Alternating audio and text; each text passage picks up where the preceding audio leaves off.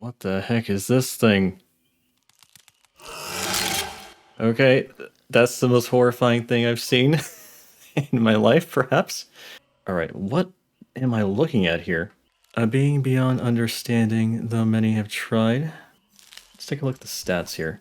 It's a standard movement speed, standard tear radius, unbound.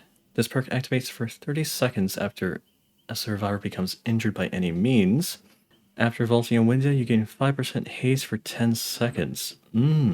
Let's say you're chasing a survivor and you injure them, and then they run to a loop that has a window. You vault the window, and then you get a little bit of a speed boost, which might let you catch up to them. Unforeseen. When you perform the break action on the generator, your tear radius transfers to the gen for 30 seconds. And you gain undetectable. Wait a second.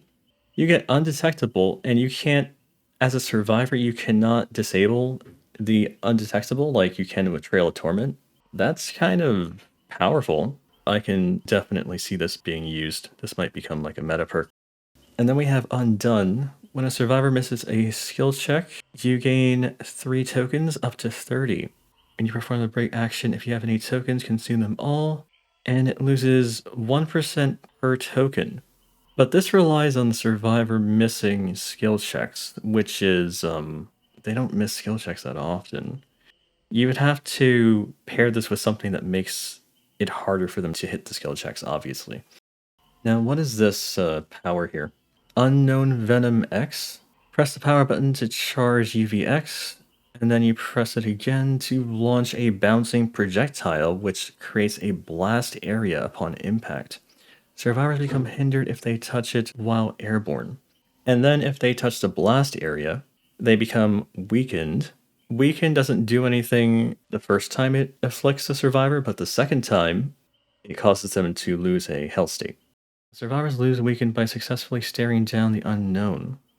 Okay, so apparently you have to stare at the killer to get rid of this weakened status.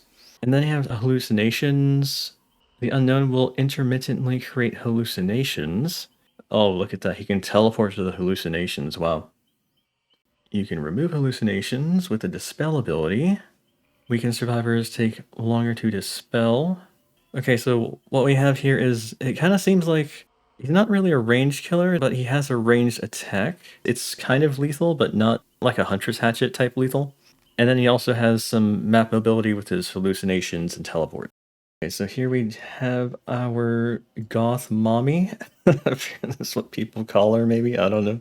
Now, this is a new type of survivor perk. It's an invocation. It spawns a circle in the basement. They take a very long time to activate, and other survivors can see your aura while you're doing this, and they can join you in the interaction and increase the speed by 50% per survivor. Once the invocation is completed, you become injured and broken for the rest of the trial, and all remaining generators gain 15 charges immediately. It's more like 17 or 18%. See, that's how the new perk can kind of screw you over. Because you could be patrolling the gen for the first half of the match, and then you don't find anybody, and then later you figure out they were all in the basement doing the ritual. Okay, now Strength in Shadows allows you to heal at 60% normal healing speed without a medkit. And then when you finish a heal in the basement, you see the killer's aura for 10 seconds. So this is just a better self-care as long as you can make it to the basement.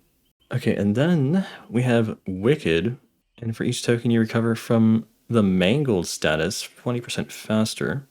While Cursed, you heal 10% faster. Okay, so these effects are kind of RNG based, honestly. It's like, you don't know if the killer's going to have any perks or add-ons that afflict you with Mangled. You don't know if they're going to have any Hex perks. I don't think this is going to be that good. Wait, they said this one's going to be changed after the PTB? Because in its current state, I probably wouldn't want to use it. I do hope they make some changes to the new killer, and maybe a couple changes to the survivor perks to make them more appealing. But it's probably not the worst chapter. I mean, I don't think anything's worse than like Skull Merchant chapter, honestly. But anyways, I will see you all next time, okay?